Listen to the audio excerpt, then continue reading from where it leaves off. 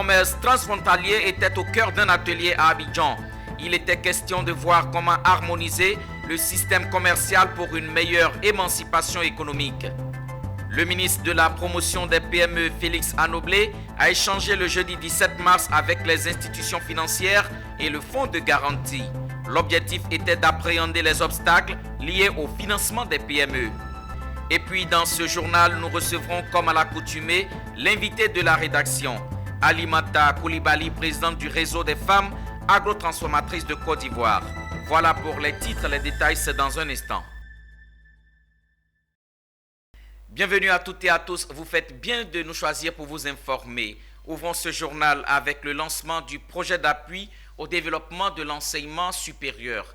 Adama Diawara, ministre ivoirien de l'enseignement supérieur et de la recherche scientifique, a procédé au lancement du projet PADES, programme d'appui au développement de l'enseignement supérieur. Financé à plus de 57 milliards de francs par l'IDA, entendez Association internationale pour le développement, ce fonds apportera un soutien au développement de l'enseignement supérieur en Côte d'Ivoire. Le reportage de Mireille Abalé et Richard Akeke. 7,150 milliards pour l'université Félix Houphouët-Boigny et 1650 milliards pour l'université Nangui-Abrogwa. En somme, 8,8 milliards. C'est le montant des contrats de performance signés à la cérémonie de lancement du projet PADES. Le projet d'appui au développement de l'enseignement supérieur financé par la Banque mondiale. Selon le ministre Adama Diawara, ce projet vise à apporter un soutien au développement de l'enseignement supérieur à travers la qualité et la pertinence des programmes d'enseignement. Alors, il s'agit de mettre à leur disposition de l'argent, mais attention, en retour, ils doivent obtenir un certain nombre de résultats, notamment sur l'amélioration de leur gouvernance et également sur l'amélioration de leur rendement interne et externe. Rendement interne, c'est-à-dire le taux de réussite des étudiants, et rendement externe, c'est-à-dire l'adéquation formation-emploi au double niveau qualitatif et quantitatif. Cet appui est bienvenu pour les étudiants, nous dit Sinclair Allah, secrétaire général de la Fédération estudiantine de Côte d'Ivoire. Longtemps, nous avons demandé des mesures d'encouragement dans le sens du développement de nos systèmes. Parce que nous sommes sans ignorer que les systèmes publics connaissent beaucoup de difficultés. Et aujourd'hui, la Banque mondiale, avec cet appui de plus de 8 milliards à l'enseignement supérieur, je pense que c'est un grand atout. Tout à l'heure, le ministre de l'Enseignement supérieur et de la Recherche scientifique l'a dit, c'est 7 programmes. Si 7, c'est 2 qui ont été pris en compte. Or, nous, notre vocation, c'est de faire en sorte que tous les étudiants de Côte d'Ivoire puissent avoir les mêmes chances, alors que tous les programmes aussi puissent avoir les mêmes chances et que la Banque mondiale pousse son analyse plus loin, puisse aussi prendre en compte les programmes des autres universités publiques. Ces contrats de performance permettront de moderniser la gouvernance numérique, améliorer l'efficacité interne et externe ainsi que l'offre de formation. Il est important de noter qu'outre les contrats de performance, le PADES accompagnera la mise en place du système d'information et de gestion de l'enseignement supérieur et l'amélioration de la création du fonctionnement des écoles doctorales. Commercer dans les pays transfrontaliers, quels défis et quelles opportunités pour les acteurs du commerce à petite échelle? La question était au cœur d'un atelier d'échange avec les parties prenantes à la Chambre de commerce et d'industrie d'Abidjan. Initiée par l'Alliance Borderless et POS Foundation, cette initiative vise à harmoniser le système commercial des pays africains en vue d'une émancipation économique. Zénab Dosso. Voir une Afrique unie, consolidée et diversifiée, avec un environnement favorable pour le commerce transfrontalier. C'est ce dont rêvent les acteurs du secteur public-privé, notamment l'Alliance Borderless et POS Foundation. Cette session d'échange en est la preuve. Elle permettra aux acteurs du commerce à petite échelle, tous ceux qui utilisent les axes routiers et qui méconnaissent les textes de droit et la réglementation du commerce transfrontalier, de s'informer et mieux exercer leur activité pour au final avoir une indépendance économique. Une action possible grâce au portail web de la consultation que Borderless, Alliance et POS Foundation mettent à leur disposition. Nous allons analyser le portail que POS Foundation et Borderless Alliance mettent à la disposition de ces acteurs-là pour unifier et mettre en commun tous les textes et toutes les bonnes pratiques pour améliorer le commerce transfrontalier et surtout mettre en exergue toutes les entraves et les pratiques anormales sur l'ensemble des corridors inter-États, les corridors routiers et même sur tous les types de transports afin d'apporter par cet atelier et par cette réflexion une valeur ajoutée à l'atteinte de la zone continentale de libre-échange, de sorte que demain, l'Afrique part d'une même voie, une Afrique une. Pour les acteurs, ce qui manque à l'Afrique, c'est le pouvoir de négociation, la créativité et l'innovation pour faciliter le commerce transfrontalier. Mais ils restent convaincus qu'elle possède tous les atouts pour y parvenir. Nous possédons plus de 40% des ressources naturelles mondiales. Donc, c'est le lieu de nous accorder pour que nos populations puissent bénéficier de ces retombées-là et aussi les générations à venir. Donc, il est temps que nous, Africains, nous puissions parler d'une même voix au fin de pouvoir parvenir à des résultats conséquents lorsque nous sommes invités à des tables de négociation. L'Alliance bordelaise est une association de droit privé créée en 2011. Elle répond aux problématiques liées au commerce en Afrique. Ces échanges initiés en faveur des commerçants à petite échelle avec la participation de l'administration des douanes, la police, les chambres de commerce et tous les acteurs du transport couvrent 6 pays africains, notamment le Togo, le Ghana, le Burkina Faso, le Bénin et la Côte d'Ivoire. À présent, nous recevons l'invité de la rédaction.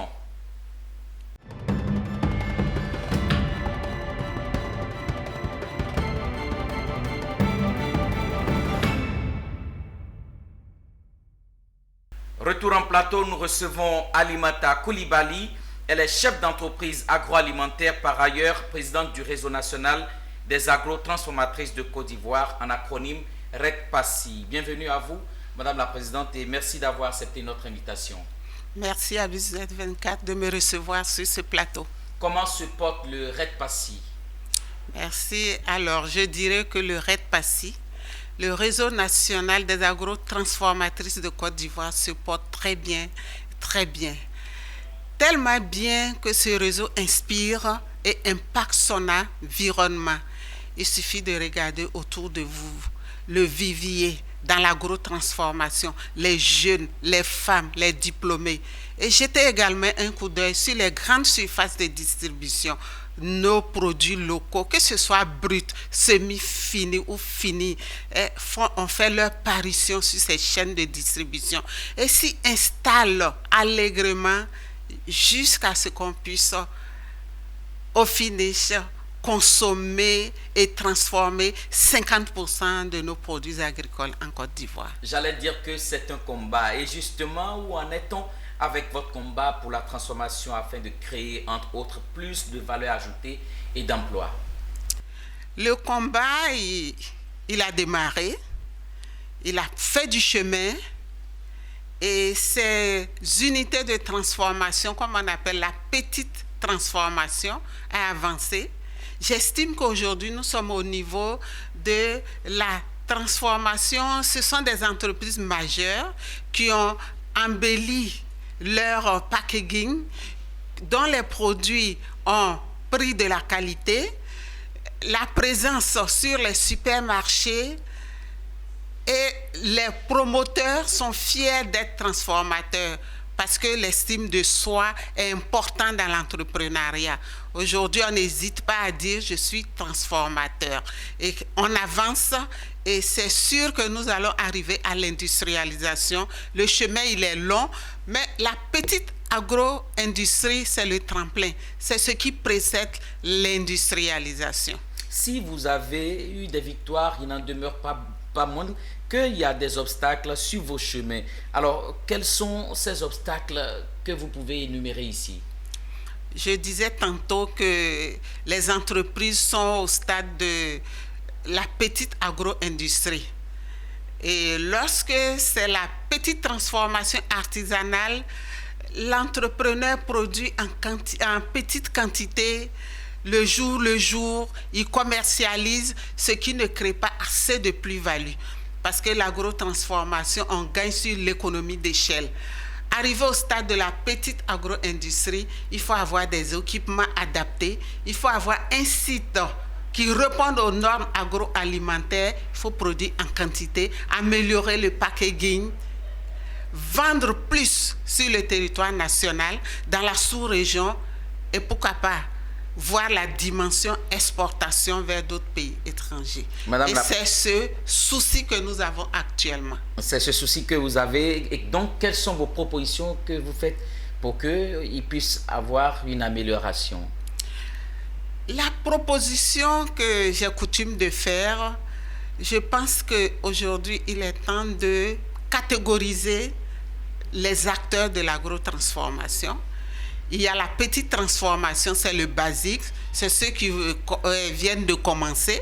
Mais il y a les entreprises majeures qui ont travaillé et qui sont aujourd'hui bien connues, distribuées. Les marques ont pu asseoir leur notoriété. Et donc, lorsqu'il s'agit de financement, il faut catégoriser. Les tout petits doivent avoir leur financement et puis tenir compte des entreprises majeures qui vont allègrement vers l'agro-industrie. Pour cela, il faut des sites adaptés, il faut des équipements adaptés. Les ressources humaines ne répondent pas. Il faut faire en sorte que les agro-transformateurs puissent bénéficier non seulement eux-mêmes de formation, renforcement des capacités, mais également les employés. La ressource humaine fait défaut. Merci, Madame la Présidente. Le temps imparti tire à sa fin. Vous avez un mot pour conclure cette entrevue avec vous? Dernier mot, un appel aux acteurs. Leur demander toujours de persévérer, parce que la victoire est au bout de l'effort. Je voulais insister sur le fait que le moment est favorable. Il y a beaucoup de projets, les bailleurs ont cru, l'État adhère et il y a une mouvance réelle. Les agrotransformateurs, transformatrices sont décomplexés. Alors, vous allez voir d'ici quelques années, si tout ceci fait boom, la Côte d'Ivoire va aller vers l'industrialisation. À l'État, aux différents responsables de nos ministères, leur demander, ils ont des projets en main, par exemple le PUTI, qui est la petite unité de transformation industrielle à promouvoir avec les champions, ceux qui sont déjà avancés, des entreprises majeures. Il faut opérationnaliser. Ceci va permettre de produire en quantité et répondre, faire face à la ZLECAf. Si on nous prend garde, nous serons envahis. Il faudrait que nous également, nous puissions envahir les pays de la sous-région. Également, opérationnaliser les résultats des recherches. Les résultats des recherches, faire en sorte que... Pour finir, je voudrais dire que le REDPACI, c'est le réseau idéal pour amorcer et lancer l'industrialisation des produits agricoles en Côte d'Ivoire. Comme le dirait quelqu'un, ce moment, il est favorable et ce moment, c'est maintenant. C'est maintenant. Merci d'être passé sur notre plateau.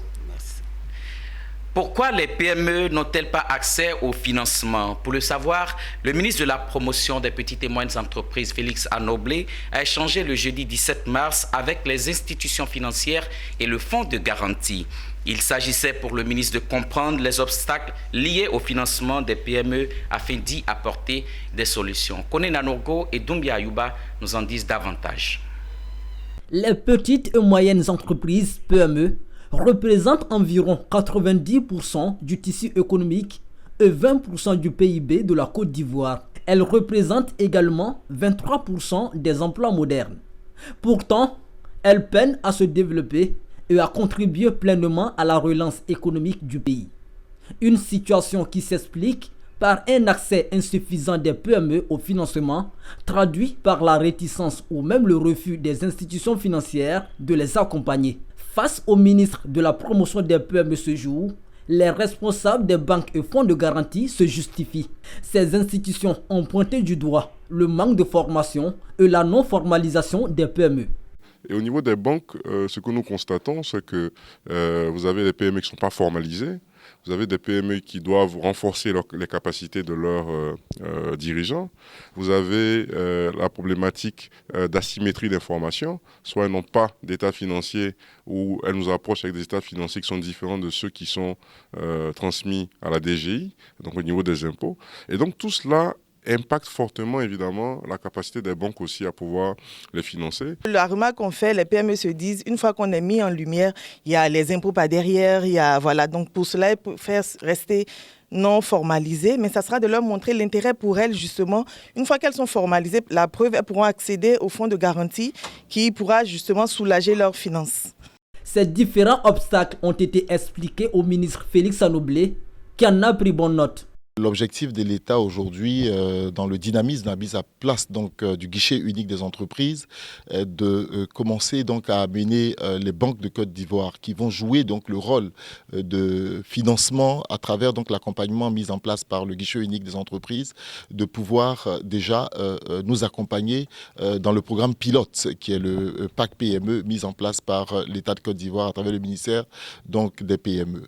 Les banques nous ont posé l'ensemble des problèmes ou des obstacles ou alors de ce qui ralentit le financement des PME. Nous avons pris bonne note pour essayer d'adresser donc des solutions et accompagner l'écosystème des PME.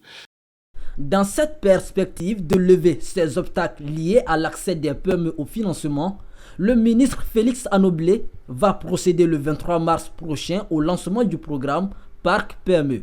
Un programme qui va consister à financer environ 200 PME ivoiriennes. Poursuivons ce journal avec le secteur de l'immobilier. Le mercredi 16 mars 2022 s'est tenue une visite d'une délégation d'hommes d'affaires égyptiens et membres de l'African Federation of Construction Contractor Associations. L'objectif visé par ces investisseurs égyptiens est de prospecter le marché ivoirien tout en allant à la rencontre des autorités. C'est dans les locaux de Alpha Corporation, société hôte, et qui opère dans le domaine de l'immobilier et toute activité immobilière, que s'est tenue la visite de la délégation d'hommes d'affaires égyptiennes et membres de African Federation of Construction Contractor Association. L'objectif de la visite de ces investisseurs égyptiens dans divers domaines d'activité est de prospecter le marché ivoirien tout en rencontrant les autorités et certains projets qu'ils décideront de financer. Nous avons venir ici pour faire des conventions et des accords avec nos frères de Côte d'Ivoire pour coopérer ensemble entre les Ben African Fédération. Nous cherchons la coopération entre nous tous, les Africains. Pour le représentant de l'AFCCA, Côte d'Ivoire, cette mission vise à créer un climat d'affaires entre les entreprises ivoiriennes exerçant dans le domaine de la construction et les entreprises égyptiennes. Ceci dans le but de pouvoir permettre aux entreprises ivoiriennes la réalisation de leurs divers projets à venir. Et moi, en tant que représentant de l'organisation AFCA de l'Égypte, justement, c'est un point fort pour nous d'avoir l'expertise justement des partenaires compétents dans le domaine justement de l'immobilier et des grands travaux publics. C'était l'occasion pour la société partenaire Afrique Development Consulting d'être aux côtés de ces 6 entreprises qui ont apporté leur projet pendant cette séance de travail B2B. Les secteurs visés, on a la transformation de matières premières. Vous savez qu'aujourd'hui, ça représente un besoin essentiel au niveau de notre pays, vu le taux de transformation de nos matières qui est encore faible, l'immobilier et puis aussi les TIC. Aujourd'hui, nous avons fait un focus sur l'immobilier parce que ceux que nous avions reçus sont essentiellement des professionnels du domaine de l'immobilier en Égypte. On a pu quand même rencontrer les hommes d'affaires pour leur parler un peu de notre projet. Je pense que ça peut donner une suite favorable. Basé en Égypte, avec à sa tête le président Hassan Abdel Aziz, African Federation of Construction Contractor est une association qui regroupe 3000 entreprises en Afrique et est engagée dans la ville du futur baptisée le New Cairo. Terminons cette édition avec une signature de convention entre la société Petro-Ivoire et le réseau Pointes. C'est un partenariat gagnant-gagnant entre les deux structures. Il vise à offrir un service de qualité à leurs différents clients. Amity Rassouba et Tima Traoré. C'est sous un soleil de plomb que la compagnie de distribution de produits pétroliers, dérivés et services Petro-Ivoire et le Point S officialisent leur partenariat. Un partenariat stratégique qui permettra au groupe foncier d'étendre ses activités à travers le réseau des stations-service Petro-Ivoire. Il est important de rappeler que fort de ces 77 stations-service reparties sur l'ensemble du territoire ivoirien, ce partenariat permettra également à Petro-Ivoire d'utiliser la marque Point S comme franchise. Pour asseoir son développement, le Point S et Petro-Ivoire mettent à la disposition de leur clientèle leur expertise et expérience au service des populations tout en offrant des produits et services de qualité.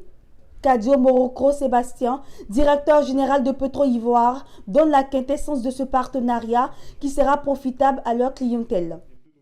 Donc Petro-Ivoire, dans notre quête d'offrir une offre de services diversifiée et de qualité à nos clients, nous avons entrepris un rapprochement et donc a abouti aujourd'hui à ce partenariat avec cette enseigne internationale connue Point S pour justement offrir à nos services, en plus de nos prestations traditionnelles, l'entretien des véhicules. Nous savons que c'est un besoin très important pour nos automobilistes et donc pour nos clients de pouvoir avoir une offre qui permet de répondre à leurs besoins et particulièrement l'entretien de leurs véhicules et l'offre de pneumatiques qui va avec.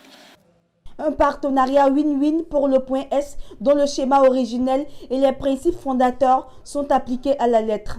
En fait, comme vous le savez, on a lancé un premier centre pilote avec notre partenaire local Fix & Go pour tester le concept Point S en Côte d'Ivoire, à Abidjan. Ce test qui a duré presque 2 ans a été très positif et très encourageant. Il a donc validé pour nous le potentiel du concept Point S en Côte d'Ivoire. Et donc on cherchait des partenaires pour nous accompagner au développement et à l'implantation du concept Point S en Côte d'Ivoire.